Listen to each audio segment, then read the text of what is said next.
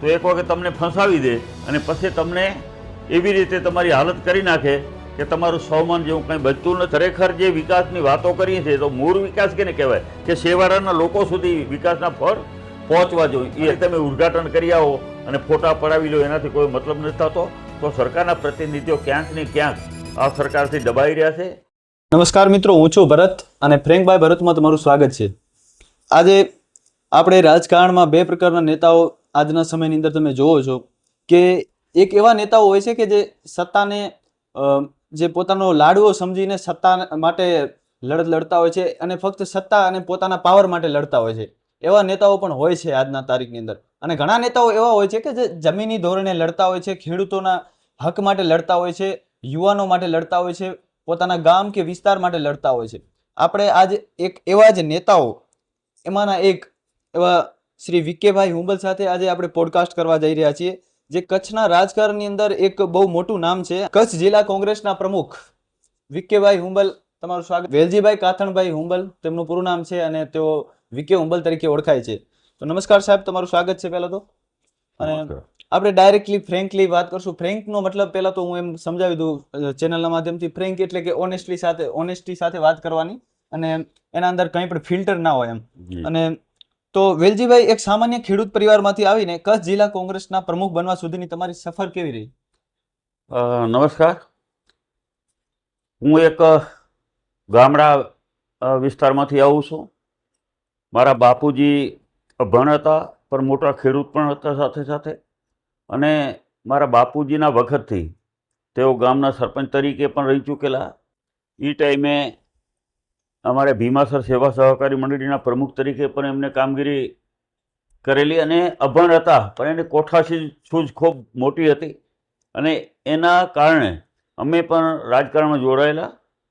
શરૂઆતમાં પહેલી ચૂંટણી હું 1977માં લડ્યો તાલુકા પંચાયતની. ત્યાંથી મારી સફર શરૂઆત થઈ. ત્યારે હું જીતેલો. એના પછી સતત ગ્રામ પંચાયતના સભ્યથી કરી સરપંચ, તાલુકા પંચાયતના સભ્ય, તાલુકા પંચાયતના પ્રમુખ, જિલ્લા પંચાયતના વિપક્ષી નેતા તરીકે જવાબદારી સંભાળી. સહકારી ક્ષેત્રમાં પણ સેવા સહકારી મંડળીનો પ્રમુખ તરીકે વર્ષો સુધી કામગીરી કરી. મોટું ધિરાણ અમારી મંડળીના માધ્યમથી અમે ખેડૂતોને આપી રહ્યા છીએ. તો એના પછી ખરીદ વેચાણ સંઘના પ્રમુખ તરીકે જવાબદારી સંભાળી. અંજાર માર્કેટ યાર્ડના પ્રમુખ તરીકે પણ 4 વર્ષ સુધી જવાબદારી સંભાળી. સરકારી બેંક છે સહકારી, એમાં ડિરેક્ટર તરીકે પણ મેં જવાબદારી સંભાળી. અને અનેક ક્ષેત્રે સંગઠનમાં પણ એક કોંગ્રેસના કાર્યકર તરીકેથી શરૂઆત કરી. તાલુકા કોંગ્રેસ સમિતિ, જિલ્લામાં મંત્રી, મહામંત્રી, જિલ્લા કોંગ્રેસના પ્રમુખ અને પ્રદેશ કોંગ્રેસના મહામંત્રી સુધી જવાબદારી સંભાળી. પક્ષે મને ખૂબ વારંવાર અનેક ગણું આપ્યું છે. તાલુકા પંચાયતની બેઠક હોય, જિલ્લા પંચાયતની હોય કે 3 વખત મને ધારાસભ્યની પણ ઉમેદવાર બનાવ્યા. આમ મારી કારકિર્દી એક ગ્રામ્ય વિસ્તારમાંથી શરૂ થઈ, જેને આપણે ગ્રાસરૂટમાંથી આપણે કહીએ છીએ કે ગામડામાંથી થઈ અને જિલ્લા સ્તર અને પ્રદેશ સુધી મારી રાજનીતિ હું કામગીરી કરી છે. અને મારું એક રાજકારણ છે, જેમ આપણે વાત કરી કે ઘણા લોકો માટે મેવા હોય છે રાજકારણ અને ઘણા લોકો એને સેવાનું માધ્યમ બનાવે છે. ત્યારે હું હંમેશા રાજકારણ એક સેવાના માધ્યમથી જોઉં છું. જ્યારે આપણને તક મળી છે તો એનો એવો ઉપયોગ કરીએ કે ગામડાના છેવાડાના વિસ્તારના લોકો સુધી એક આપણે એમને ક્યાંક ને ક્યાંક મદદરૂપ બની શકીએ. જેના ભાગરૂપે અમે અનેક એવા નાના લોકોને મદદરૂપ બન્યા છીએ કે એને આપણને આશીર્વાદ આપણને મળતા હોય છે. અને એ આશીર્વાદ થકી આજે અમે અહીંયા સુધી પહોંચ્યા છીએ. પહેલી જ વાર રાજકારણમાં તમે એન્ટર થયા તો તમને પ્રેરણા ક્યાંથી મળી હતી? અને એવી કોઈ મજબૂરી હતી, ચોક્કસ એવી ઘટના હતી કે જેથી તમે રાજકારણ જોઈન કર્યું કે પછી એમ? મેં પહેલાં પણ વાત કરી કે મને આ પ્રેરણા તો અમારા પરિવારમાંથી જ મળી છે. અને એનાથી વધારે અમારા ગામ છે ભીમાસર, મારું ગામ ભીમાસર એક રાજનીતિનું કેન્દ્ર રહ્યું છે. અહીંયા અમારે જિલ્લા પંચાયતના, તાલુકા પંચાયતના પ્રમુખ તરીકે વેલજીભાઈ બીજલભાઈ હુંબલ તેઓ વર્ષો સુધી રહ્યા. એના પછી સક્રિય રીતે કોંગ્રેસ પક્ષના પણ કદાવર નેતા હતા. જિલ્લા પંચાયતના પ્રમુખ સુધી એને કામગીરી કરી અને એની સાથે અમે જોડાઈ અને રાજકારણમાં અમે આવ્યા છે. આમ રાજકીય ગુરુ તરીકે કહીએ તો અમારા ગુરુ તરીકે અમારા ગામના જ અમારા નેતા આગેવાન સમાજના એવા વેલજીભાઈ બીજલભાઈ હુંબલ હતા. તમે ખેતી સાથે પણ સંકળાયેલા છો અને તમારા એફિડેવિટ પ્રમાણે તમે બિઝનેસ સાથે પણ સંકળાયેલા છો, તો આ બંને જે કાર્ય છે તમે સાથે મળીને કેવી રીતે કરો છો અને રાજનીતિમાં વર્ક કેવી રીતે કરો છો? બંનેને સંકલન તો કરવું જરૂરી ખૂબ છે. પરિવારની પણ જવાબદારી છે. મારાથી નાના 4 ભાઈ, એના પરિવારની જવાબદારી પણ મારા ઉપર છે અને મારા પરિવારની સાથે સાથે ગામની પણ જવાબદારી છે. તો રાજકારણમાં રહી અને સંતુલન, કારણ કે મારો આમ મોટી ખેતીવાડી મારા બાપુજીના વખતથી અમે મોટા ખેડૂત તરીકે અમારી ગણતરી થાય, તો ખેતીવાડીમાં પણ કામ કર્યું છે, એને પણ જોવાનું છે. સાથે સાથે રાજનીતિમાં પણ એક સમય આપવાનો હોય છે. ત્યારે કુટુંબ પરિવાર સાથે અને રાજનીતિ સાથે જેટલું બને એટલું શક્ય લોકો સાથે જોડાઈ અને સાથે સાથે પરિવારની પણ ચિંતા હંમેશા હોય છે, એને પણ અમે સારી રીતે એક સંકલનથી કામગીરી કરીએ છીએ. હવે તો મારો એક દીકરો પુત્ર છે પરિવારમાં, એ પણ હવે જુવાન થઈ ગયો છે, એટલે થોડીક ચિંતા ઓછી થઈ છે. એટલે રાજકીય રીતે આજે મને 70 વર્ષ પછી પણ પક્ષે જ્યારે મને જિલ્લાની જવાબદારી સોંપી કે આ સમયમાં તમારી અમને પક્ષને જરૂરિયાત છે, અને એને લઈને મેં દાવો પણ નહોતો કર્યો કોંગ્રેસના પ્રમુખ તરીકે જિલ્લાના, છતાં પક્ષે મને જવાબદારી સોંપી છે કે નહીં, તમારે જવાબદારી સંભાળવાની છે અને અમારું બધાનું લક્ષ્ય એક જ છે કે ફરીને સત્તા ગુજરાતમાં કોંગ્રેસની આવે, એના માટે અમે સતત કામ કરી રહ્યા છીએ. તમારા કાર્યકર્તાઓ અત્યારે ભગવો ખેસ પહેરી રહ્યા છે અને એવો ભાજપનો પણ આક્ષેપો છે કે પી.કે. હુંબલ નિષ્ફળ રહ્યા જિલ્લા કોંગ્રેસના પ્રમુખ તરીકે. ઓકે, આક્ષેપો રાજકારણમાં કરવા એ બધાને સહજ છે. નિષ્ફળની જ્યારે વાત કરી છે ત્યારે અમે ભાજપની સામે લઈ અને 2 વખત તાલુકા પંચાયત અંજારની બનાવી, તાલુકા પંચાયત કોંગ્રેસની રહી 10 વર્ષ સુધી, અને અનેક પ્રયાસો પછી અમારા વિસ્તારમાં તો અમે કોંગ્રેસના તાલુકા પંચાયત હોય, જિલ્લા પંચાયત હોય, એમાં સતત અમે અત્યાર સુધી પણ જીતતા આવ્યા છીએ. પરંતુ ક્યાંક ને ક્યાંક જેમ આપણે વાત કરી કે કોંગ્રેસના કાર્યકરોને ભાજપવાળા ભગવો ખેસ પહેરાવી અને પોતાના પક્ષમાં જોડે છે, એટલે ભાજપ વર્ષોથી આ ખેલ કરતું આવ્યું છે. સામ દામ દંડ ભેદ બધી નીતિઓ અપનાવી અને કઈ રીતે અત્યારે, કારણ કે સત્તા છે, સત્તાની સામે લડવું છે કઠિન છે. આજ 30 વર્ષથી જ્યારે સત્તા ગુજરાતમાં નથી કોંગ્રેસની, ત્યારે સ્વાભાવિક છે કે નાના કોઈક કાર્યકરોને એ ફોરી લેતા હોય છે, પણ કોંગ્રેસ એક વિચારધારા છે. કદાચ કોઈક કાર્યકર કે આગેવાન ચાલ્યું જાય એની સાથે મતદારો પર નથી જતા, જનતા પર નથી જતા. તમે વિચારી લો કે આજે 30 વર્ષથી આ સત્તા ઉપર નથી, તો પણ અમે 2-5% જ અમારો ફરક પડે છે હાર જીતનો. એટલે લોકો અમારી સાથે છે. હાર અને જીત રાજકારણમાં તો બધું આ 2 પાસા રહેવાના છે.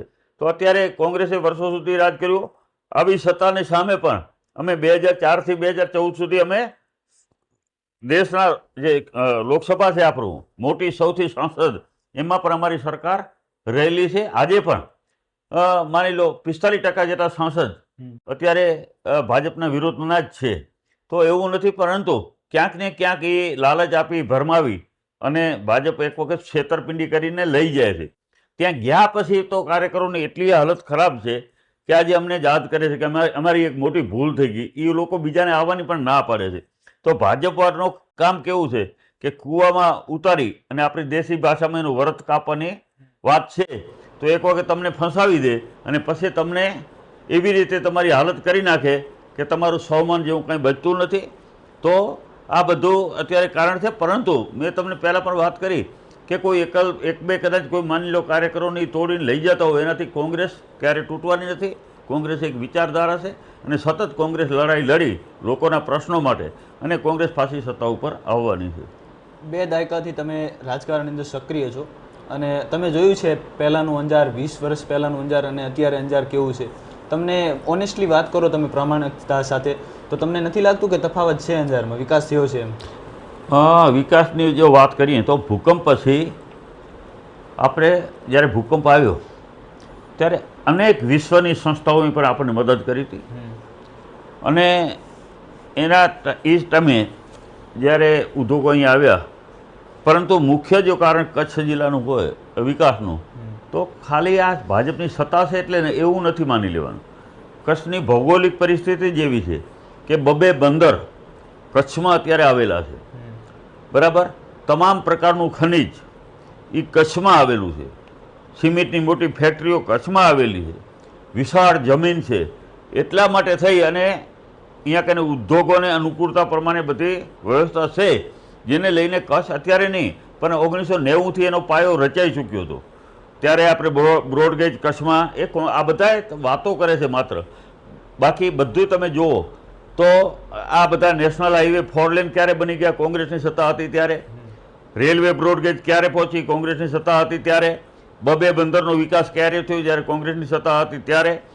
એનાથી વધારે જીએમડીસીની વ્યવસ્થા ક્યારે થઈ? કોંગ્રેસની સરકાર હતી ત્યારે. ઇફકો અને ફર્ટિલાઇઝર ક્યારે બન્યા? અહીંયા કોંગ્રેસની સરકાર હતી, સત્તા હતી ત્યારે. તો મોટા મોટા ડેમો સિંચાઈના ક્યારે બન્યા? કોંગ્રેસની સત્તા હતી ત્યારે. વાત રહી કે કોંગ્રેસના વખતમાં જ્યારે આ દેશ આઝાદ થયો ત્યારે આપણે બધા જાણીએ છીએ કે આ દેશમાં એક સોય પણ નહોતી બનતી.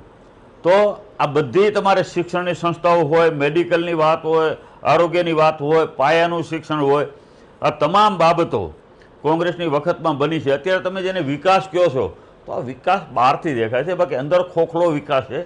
એટલા માટે કહીશ કે અત્યારે કચ્છ જિલ્લાની વાત કરું તો 30થી 35% ખેડૂતોની જમીનો વેચાઈ ગઈ છે. જે બાપ દાદા વડીલો આપણી જમીનો મૂકી ગયા હતા એ જમીનો ક્યાંક ને ક્યાંક ઓછી થઈ છે. જો વિકાસ થયો હોય ખરેખર વાસ્તવિક તો કચ્છના લોકોને શું ફાયદો થયો? કચ્છે તો ગુમાવ્યું છે.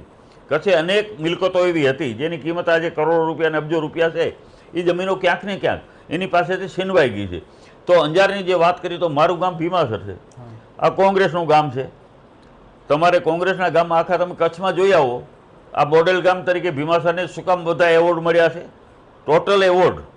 ભીમાસર ગામ કોંગ્રેસના પ્રમુખ તરીકે, કોંગ્રેસના સરપંચ તરીકે, અમારા પરિવારમાંથી 30થી 35 વર્ષથી સરપંચ છે. તો તમારે જો બરાબર કામ કરવાની તમારી ધગશ હોય તો અત્યારે એવા અનેક માની લો છે આવક ઊભી કરવાના સોર્સ કે તમે તમારો વિસ્તારનો વિકાસ કરી શકો. તમે અંજારની જે વાત કરી તો અંજારમાં એવું કોઈ વિશેષ બધું કાંઈ નથી થયું. જ્યારે ભૂકંપ આવ્યો ત્યારે અનેક મદદરૂપ બહારથી આવી હતી અને એને લઈને આપણે ઇન્ફ્રાસ્ટ્રક્ચર ડેવલપ કરી શક્યા. બાકી જોઈએ તો હજી અંજારમાં ઘણું બધું ખૂટે છે. આજે આટલો બધો ટ્રાફિક વધ્યા પછી પણ અંજારમાં ટ્રાફિકની એટલી બધી સમસ્યાઓ છે કે બાયપાસ રોડ પણ કરી શક્યા નથી. અહીંયા ઘણી બધી આ અંજાર એટલે ઐતિહાસિક શહેર છે, મુખ્ય મથક છે જિલ્લાનું, એમ કહી તો કાંઈ કહેવાય નહીં. તો સૌથી જૂનું શહેર અંજાર, એને જે રીતે જોઈએ એટલો વિકાસ આ 30 વર્ષના વખતથી ભાજપની સત્તા છે, છતાં જોઈએ એટલો વિકાસ અત્યારે સુધી થઈ શક્યો નથી. અંજાર એટલે જેસલ તોરલનો એક મોટું અહીંયા કને તીર્થધામ છે, તેમ છતાં કોઈ તીર્થધામનો પણ આપણે વિકાસ કાંઈ કરી શક્યો નથી. રેલવેની એને પૂરી સુવિધાઓ મળી શકી નથી. રોડની કનેક્ટિવિટી હજી બરાબર થઈ નથી. અનેક પ્રશ્નો છે. તો અંજારનો જે વિકાસ થવો જોઈએ એ હજી અંજાર બીજા તમે ગુજરાતના શહેરોના પ્રમાણમાં ઘણો બધો પાછળ છે. આજે પણ અંજારના લોકો અનેક સમસ્યાઓથી અત્યારે ઘેરાઈ રહેલા છે. એટલે અંજારનો વિકાસ તમે જે રીતે કહો છો સાચી વાત છે. કચ્છમાં વિકાસ થયો એના કારણો 2-3 છે. મેં તમને પહેલાં પણ વાત કરી કે જેમ જેમ દેશ આગળ વધતો ગયો, આજે આપણે જ્યારે આઝાદી મળી ત્યારે આપણે કોઈ પણ ગામડામાં ક્યાંય રોડ નહોતો, ક્યાંય સ્કૂલો નહોતી, ક્યાંય કોઈ દવાખાના નહોતા. આ બધી વ્યવસ્થા છે જે ઇન્ફ્રાસ્ટ્રક્ચર એ કોંગ્રેસની સરકાર વખતે જ આ બધા બનેલા છે. બાકી તો અત્યારે એના ઉપર તમારે માની લો ક્યાંક રોડને રીસર્ફેસિંગ કરો અને એને આપણે જો વિકાસ કહેશું તો માત્ર આ ખાલી વિકાસની વાતો છે, બાકી નથી. યુવાનોની અત્યારે પરિસ્થિતિ તમે હારો, બેરોજગારી દિવસે દિવસ વધતી જાય છે. ગુનાઓનું, ક્રાઇમનું પણ પ્રમાણ ખૂબ આગળ વધતું જાય છે. દર એકાંતરે ચોરી, લૂંટ, ખૂન, આ બધા અત્યારે ગુનાઓનું પ્રમાણ પણ ખૂબ વધતું જાય છે. ત્યારે અત્યારે જે રીતે અત્યારે આ સરકારમાં માત્ર ને માત્ર તાયફાઓ જે કરી રહ્યા છે, આજે આટલા વર્ષ પછીની તમને વાત કહું, વિકાસની જ્યારે વાત કરી છે ત્યારે કે નર્મદાનો પાયો કોને રાખ્યો? કોંગ્રેસે રાખેલો હતો. નર્મદાનો બાંધ 70% સુધી બાંધકામ ક્યારે થઈ ગયું હતું? કોંગ્રેસની સરકાર વખતે થઈ ગયું હતું.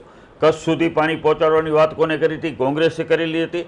પરંતુ ક્યાંક ને ક્યાંક જ્યારે કોર્ટ વચ્ચે આવી ગઈ અને કોર્ટની મેટર ચાલતી હતી એટલે થોડા વર્ષો નીકળી ગયા. એ ભાજપની સરકાર આવી ત્યારે ડેમનો બંધ પૂરો થયો અને પાણી મુખ્ય કેનાલમાં કચ્છ સુધી પહોંચે, પણ ખેડૂતોના ખેતરો સુધી હજી સુધી કેમ નથી પહોંચે? એ જવાબદારી તો આપણા રાજ્ય સરકારની હતી. તો રાજ્ય સરકાર જો ધારત તો અત્યારે દરેક ખેડૂતના ખેતરો સુધી પાણી ન પહોંચ્યું હોય. એના ઉપર તો કોઈ મનાઈ હુકમ પણ નહોતો. ખેડૂતોના ખેતરો સુધી જે નેટવર્ક પેટા કેનાલોના કામ કરવાના હતા એ તો અત્યાર સુધી 1% થયું નથી, જેને કારણે અત્યારે ખેડૂતોએ કંઈક એની મહામૂલી જમીન, જો આ કદાચ પેટા કેનાલો વહેલી બની ગઈ હોત તો ખેડૂતોને જમીનો વેચવાની જ નોબત આવી ન હોત. તો અત્યારે ખરેખર જે વિકાસની વાતો કરીએ છીએ તો મૂળ વિકાસ કેને કહેવાય કે છેવાડાના લોકો સુધી વિકાસના ફળ પહોંચવા જોઈએ, એ હજી સુધી પહોંચ્યા નથી. એટલે આપણે આને વિકાસ કહેશું કે ખાલી બહારનો આપણે દેખાતો વિકાસ, ખરેખર લોકો અત્યારે વિકાસને બદલે એક માની લો ક્યાંક ને ક્યાંક અત્યારે દેવાના બોજ હેઠળ દબાઈ રહ્યા છે. તમે ભીમાસરના વિકાસની વાત કરી હતી એટલે યાદ આવ્યું કે અમે રાધનપુર, જે એવડો મોટો તાલુકો છે, રાધનપુરને અમે જોયું, સાંતલપુર જોયું, ત્યાં તમે વિકાસની વાત કરી જ ના શકો એમ કે તમે જો એટલે તમને ખબર પડી જાય કે આમાં વાત જ ના થાય એમ. એ પ્રમાણે ભીમાસરની અંદર અમે અત્યારે જોયું એટલે અમને પહેલાં તો આશ્ચર્યચકિત થઈ ગયા અમે કે આ એક ગામ છે એમ, કે આ એક બહુ મોટી સિટી હોય એ ટાઈપનું આખું એમનું વાતાવરણ છે અને સિટીને પણ પાછળ પાડી દે. તો આ જે આટલું બધું વિકસિત થયું છે ભીમાસર, તો એનો પાયો ક્યાંથી નખાયો હતો અને મતલબ શું એવું તમે પરિબળો બધા હતા કે જેથી આટલું વિકાસ થયો એમ? જ્યારે ભૂકંપ આવ્યો ત્યારે હું તાલુકા પંચાયતનો અંજારનો પ્રમુખ હતો. ઘણી બધી સંસ્થાઓ અહીંયા કને કચ્છમાં એને દત્તક લેવા માટે આવી હતી. હવે દત્તક લેવા માટે આવી ત્યારે મારા ગામની પણ વાત આવી, એક સંસ્થા આવી કે અમારે દત્તક લેવું છે. પણ અમે એમને જ્યારે દત્તક લેવાની વાત આવી ત્યારે અમને એક વાત અમે એમની સાથે ચર્ચા કરી કે ભાઈ તમે દત્તક અમે તમારી સાથે જોડાઈ, પણ તમે જે રીતે અહીંયા ગામનું ડેવલપ કરશો એ અમે કંઈ એ પ્રમાણે થવું જોઈએ, અમારે આ પ્લાનિંગ મુજબ થવું જોઈએ. અમે દરેક વસ્તુની ચિંતા કે આ જો વિકાસ સારો કરવો છે ને તો એક એક વસ્તુની તમારે ધ્યાન રાખવી પડશે, નાનામાં નાનો સમાજની પણ તમારે ધ્યાન રાખવી પડશે. તો ભીમાસર ગામની પ્રેરણા અમને એટલા માટે મળી કે અમારે આ લગભગ માની લો ને કે 18 થી 20 ખેડૂતોની આ જમીન આવેલી છે. એ જમીનો અમે 10 મિનિટમાં બધા ખેડૂતોએ સહમતી અમે લીધી. પહેલી કે આપણે જ્યારે ભૂકંપ આવ્યો છે અને કુદરતે આપણને આફત આપી છે તો આફતમાંથી આપણે અવસરમાં એને કઈ રીતે પલટી શકીએ, તો એના માટે થઈ અને અમે ભવિષ્યનું વિચારી અને પહેલું તો આખું નવી જમીન ઉપર અમે રીડેવલપમેન્ટ કરવાનું. તો આ 90 એકર જમીન અમે ખેડૂતોએ અમને આપી અને એના ઉપર અમે એક નવું અમે સાથે રહી NGO સાથે અને એનું આખું પ્લાનિંગ કર્યું. પ્લાનિંગ કર્યા પછી દરેક સમાજની ચિંતા કરી, દરેક સમાજની વ્યવસ્થા થાય, દરેક સમાજને એની સમાજવાડી મળે, દરેક સમાજમાં ઘર સુધી રસ્તાઓ એક સમાન હોવા જોઈએ, ક્યાંય ભેદભાવ ન હોવો જોઈએ. આ નીતિને લઈને અમે કામ કર્યું છે. બધું ઇન્ફ્રાસ્ટ્રક્ચર તમે જુઓ, સ્કૂલ, પંચાયત, દવાખાનું ક્યાં હોવા જોઈએ, આ બધી ચિંતા. માની લો સ્કૂલ ક્યાંક 2 કિલોમીટર દૂર તમે બનાવી નાખો તો એનો મતલબ શું? હોસ્પિટલ તમારે ક્યાંક લોકોને અગવડ પડે એવી જગ્યાએ બનાવો તો એનો મતલબ શું? આંગણવાડી તમારે ક્યાં બનાવવી છે, આ બગીચો ક્યાં બનાવવાનો છે, ગાર્ડન ક્યાં બનાવવું છે, તમારે પંચાયત ક્યાં રાખવાની છે, આ બધી વ્યવસ્થાઓ થઈ અને આ શોપિંગ સેન્ટર સહિતની વ્યવસ્થા. એના પછી પંચાયત પણ, આજે અમારી ગ્રામ પંચાયતની વાત કરું, આ તમે જોઈ રહ્યા છો કે આ ગ્રામ પંચાયત સરકાર આધારિત નથી. પહેલી વાત, અમારું પોતાનું ફંડ છે, અમે પોતે અમારી આવક ઊભી કરી, અમે અમારા ટેક્સ ને વેરા મારફત અમે ઊભી કરેલી છે. આજે ભીમાસર ગામમાં અમારે કોઈ સરકાર આધારિત અમારે ગ્રાન્ટ લેવા જવાની જરૂરિયાત જ નથી. અમારી પાસે 70 માણસો અત્યારે ગ્રામ પંચાયતમાં કામ કરે છે, જેનો પગાર આ ગ્રામ પંચાયત ચૂકવે છે. આખું ગામ CCTV કેમેરાથી સજ્જ છે અને દરેક સમાજને સમાજવાડીઓ પંચાયતે બનાવી દીધી છે ગ્રામ પંચાયતના ફંડમાંથી. એટલે આ બધી આવક તમારે ક્યાંથી, કારણ કે કોઈ પણ વિકાસ કરવો હોય એના માટે પૈસાની જરૂરિયાત પડે. પૈસા તમારે કેવી રીતે આવી શકે એનું તમારે કંઈ ધ્યાન હોય, જ્ઞાન હોય તો બધી શક્યતાઓ છે. તો આ ભીમાસર ગામ તમને શહેર જેવું લાગે એનું મુખ્ય કારણ કે અમારી પોતાની આવક છે. અહીંયાની ગૌશાળાની વાત કરું તો અમારી ગૌશાળા જે ગામ લોકો સંભાળે છે, ગામ સમિતિ છે, એમાંય અમારે 7 થી 8 કરોડ રૂપિયા ભંડોળ છે અત્યારે. એટલે એમાંથી બધી વ્યવસ્થા અમારે ખાલી આટલું નહીં, છોકરાઓ માટે રમતગમતનું મેદાન, ગ્રાઉન્ડ, તમારે બધી સુવિધાઓ આ ગામમાં તમને શહેરથી પણ સારી સુવિધાઓ બધી મળે. બધી પ્રેરણા એટલા માટે મળી કે એક ધ્યેયને લક્ષ્ય સાથે ચાલવું જોઈએ કે ભગવાને મને આ ગામમાં જન્મ આપ્યો છે તો મારું ગામ મારે એક સારું એવું બનાવીને જાય કે લોકોને પણ પાછળથી યાદ રાખે. અને એ ધ્યેય સાથે શરૂઆતથી કરીને આજ દિવસ સુધી જે થઈ અમે ગામની સેવા કરી છે. સારું ગામ બને, દરેક લોકો શાંતિથી રહી શકે. નવાઈની વાત તમને લાગશે કે અમારે અહીંયા કને કોઈ એવા ક્રિમિનલ કેસ પણ નથી થયા. બધા સમાજ સાથે રહી શાંતિથી એકબીજાના સહકારથી અને પૂરકથી આજે ગામનો વિકાસ અમે કરી રહ્યા છીએ. તો જે નોર્મલી આપણે સરકાર તરફથી પણ ફંડ મળતા હોય છે અને એ બધો ફંડ મળે છે આપણે ગ્રામ પંચાયતની અંદર વિકાસ માટે, તો બીજા બધા જે ગામડાઓ છે ત્યાં વિકાસ નથી થતું, એનું કારણ શું છે? હવે એના ઘણા બધા કારણો હોય છે કે માની લો ગ્રાન્ટ તો સરકાર તમને આપી, એમાં તમને પોતાને એવું જોયું કે ભાઈ મારે ક્વોલિટી પણ સારી એમાં હોવી જોઈએ અને એનો દેખાવ પણ એવો માની લો તમારે લાગવું જોઈએ કે ખાલી તમારે ગ્રાન્ટ આપે છે તો ઘણી જગ્યાએ શું છે એના ઉપર પૂરતું ધ્યાન નથી અપાતું અથવા તો એ પોતે નોલેજેબલ નથી હોતા, તો એને કારણે જ્યાં ક્યાંક ને ક્યાંક કામની જે ગુણવત્તા છે એ ગુણવત્તા જળવાતી નથી, એ કામ બીજાને આપી દે. અમારું બધું કામ છે એ અમારી નિગરાની હેઠળ થાય છે. અમારું કોઈ પણ કામ છે એ વર્ષો સુધી અમે ધ્યાનમાં રાખીને કે ભાઈ રોડ બનાવવો છે તો ચીલા ચાલુ નહીં, એક સારી ક્વોલિટીવાળો રસ્તો બને. આજે અમને તમને નવાઈ લાગશે કે અત્યારે અહીંયા રેતી અમારે તકલીફ થઈ ગઈ આ કચ્છ જિલ્લામાં, રેતી નથી મળતી. ઘણા લોકો સિલિકા વાપરે, જ્યારે અમે ભલે મોંઘું પડે પણ આપણે રેતી છે તમારે બનાસથી આવે છે સિમેન્ટ રોડમાં પણ.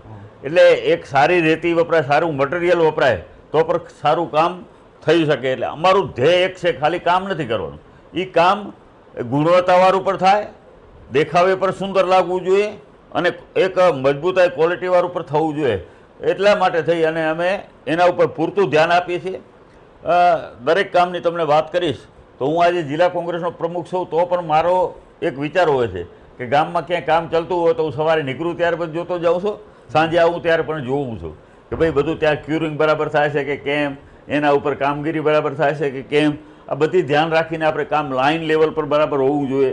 ગાલી ઘણી તમે જુઓ તો લેવલ જાળવો નહીં તો કોઈ મતલબ નથી, ક્યાંક પાણી ભરાય ક્યાંય નહીં. અમારે આ વરસાદ બંધ થાય એટલે ગામમાં ક્યાંય પાણી રહે નહીં. તો આ રીતની વ્યવસ્થા આજે અમે અમારે પોતાને અંગત રસ લઈ અને મને પણ એવું એક શોખ છે કે નહીં ગામમાં, ભલે હું એન્જિનિયર નથી પણ થોડોક અનુભવ છે, એ કામ આવે છે ને એ અનુભવને આધારે એ કામો પણ જે થાય એ પણ સારા થવા જોઈએ અને એમાં પછી તમને શું મળશે શું નહીં આ લાલચ રાખવી જોઈએ નહીં.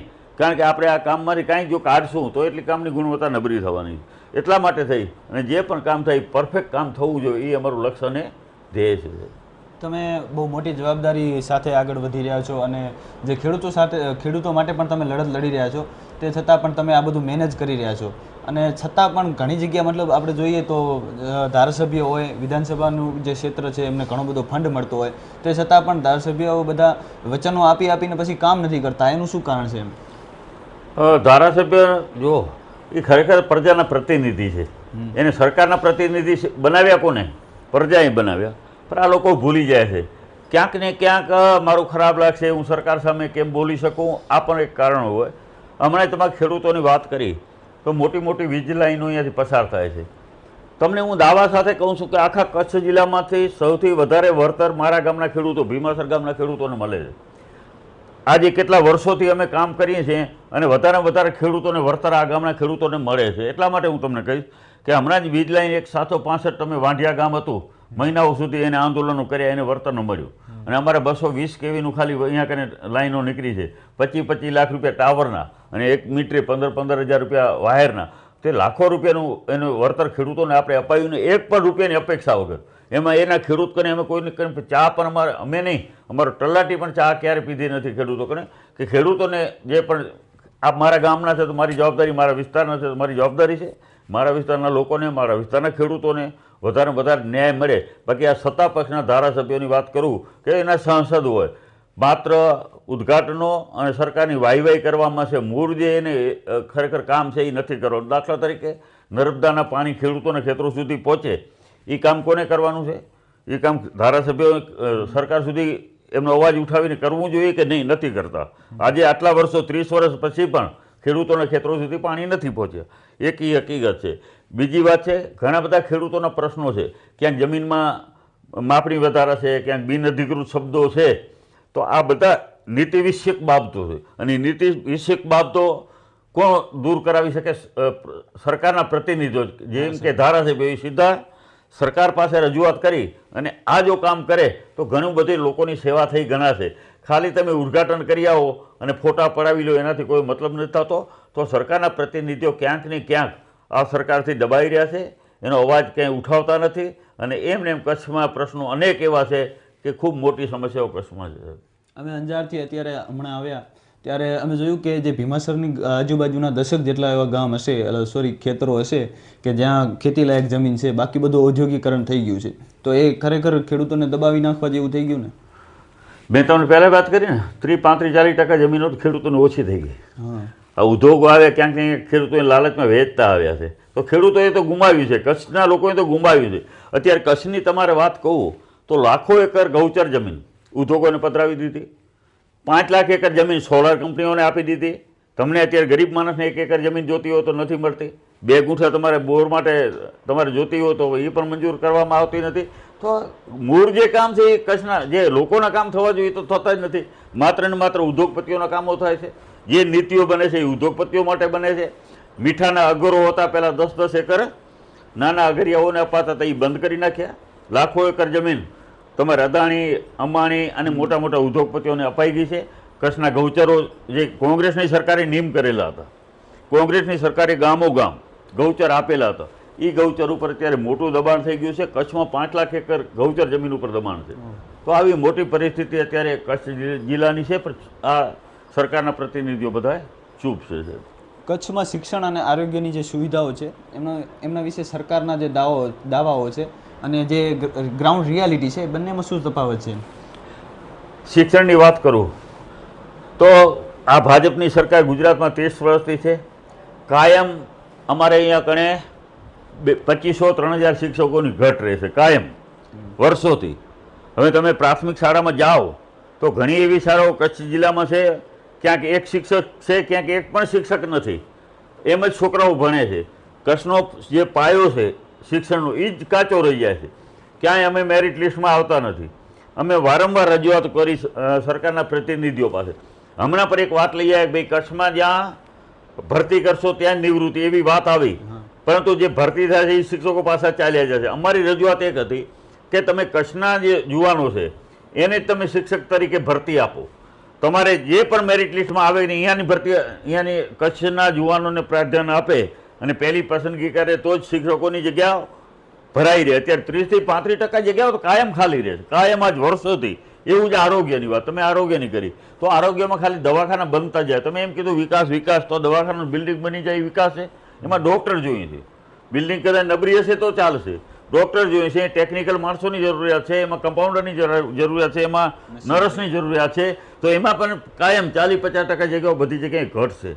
ઘણી જગ્યાએ છેવાડાના વિસ્તારમાં ડૉક્ટર જ નથી. તમે જાય ક્યાં લોકો? અત્યારે બીમારીનું પ્રમાણ અત્યારે વધી ગયું છે ખૂબ. તો અત્યારે દરેક વિસ્તારોમાં PSC સેન્ટર કે CSC સેન્ટર તમે કરો, એનો કોઈ સબ સેન્ટર તમારે ક્યાં કર્યા, પણ એમાં તમારે સ્ટાફ જ નથી, તમે શું કરશો? તો મેન મુખ્ય વસ્તુ છે કે મુખ્ય કામ જે કરવાનું છે કે લોકોને જો સુવિધા આપવી હશે તો એમાં જગ્યાઓ જે બધી ભરાયેલી રહેશે તો જ આ કામ થશે. તલાટીઓની પર વાત આવી છે, એક તલાટી પાસે 4-4, 5-5 ગામનો ચાર્જ છે. તલાટી ઘણા ગામોમાં મહિનો સુધી દેખાતા નથી.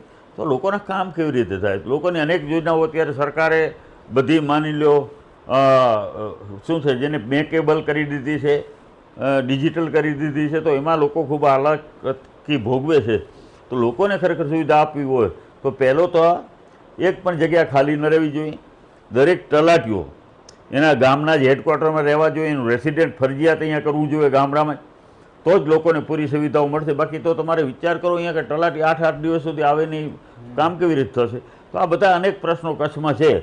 એટલે ખાલી તમારે વિકાસ દેખાય છે, પણ વિકાસ દેખાય છે એના ફળ લોકો સુધી નથી પહોંચ્યા ને. લોકોને જે મળવા જોઈએ હજી સુધી નથી મળ્યો.